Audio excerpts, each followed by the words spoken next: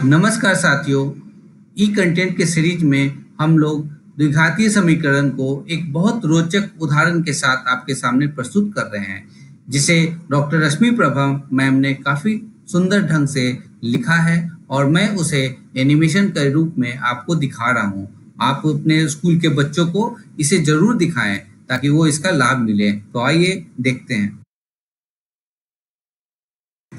अरे भैया, अभी मकान बनाने में बहुत सारे काम बचे हुए हैं। जरा मुझे राय देना, कितने सामग्रियों की और आवश्यकता पड़ेगी? अरे भैया, 23 बोरे सीमेंट बचे हैं। करीब 85 बोरे सीमेंट और लगेंगे। जितना आपका काम बचा है उस मुताबिक मैं बता रहा हूँ। अरे भैया, मैं भी आपकी मदद कर सकता हूँ। मैं बताऊं आपके छत में कितने गिट्टी और कितने बालू लगेंगे? आपके छत का पूरा क्षेत्रफल 2521 वर्ग फीट है।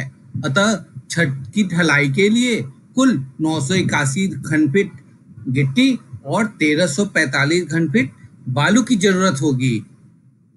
अरे भैया, मैं कारपेंटर का काम करता हूँ। मैं आपको लकड़ी के बारे में बता सकता हूँ। आप के दरवाजे के लिए कुल 698 वर्ग फीट लकड़ी की जरूरत होगी। यदि 6 बाई 4 फीट के प्लाईबोर्ड खरीदते हैं तो कुल 7 बोर्ड लेने होंगे।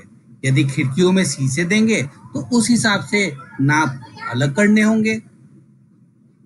एक बात पूछो खुशी, मेरे और तुम्हारे उम्र का योग 66 है और अंतर 44 है। तो बता सकती हो मेरी और तुम्हारी उम्र कितनी है? क्या यह कोई पहेली है? हाँ, इस तरह के पहेलियों के जवाब बीजगणित के प्रयोग से निकाले जाते हैं। तब तो यह सीखने में बहुत मजा आने वाला है। पहेली में दिए गए शर्तों को बीजगणितीय व्यंजक के रूप में लिखने के बाद अंकगणित के नियमों का पालन करते हुए गणना करने पर इसका हल मिल जाएगा। इसके अनुसार तुम 11 वर्ष की हो और मैं 55 वर्ष का हूँ। इस तरह से मैं तुमसे बड़ा हुआ और तुम्हें अब मुझे भैया बोलना होगा। अब मैं तुम्हें उदाहरण के रूप में उस वीडियो के बारे में बताता हूँ जो शुरू में हम लोगों ने देखा।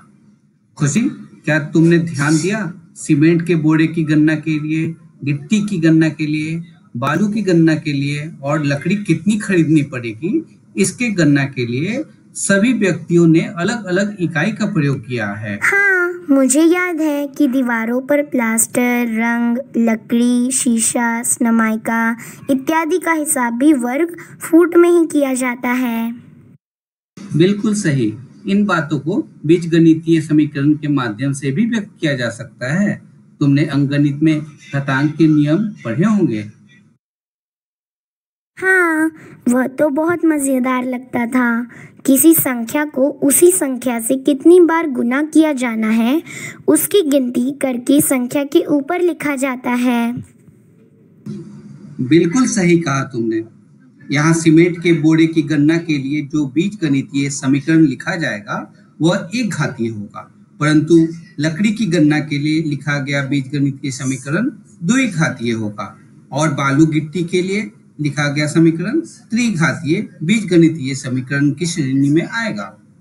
इससे संबंधित गतिविधि को शिक्षक के सहयोग से वर्ग में अब किया जाएगा। तो खुशी, अब तुम क्लास में शिक्षकों से इस चीजों को एक बार तुम इसको समझना और फिर मुझे बताना।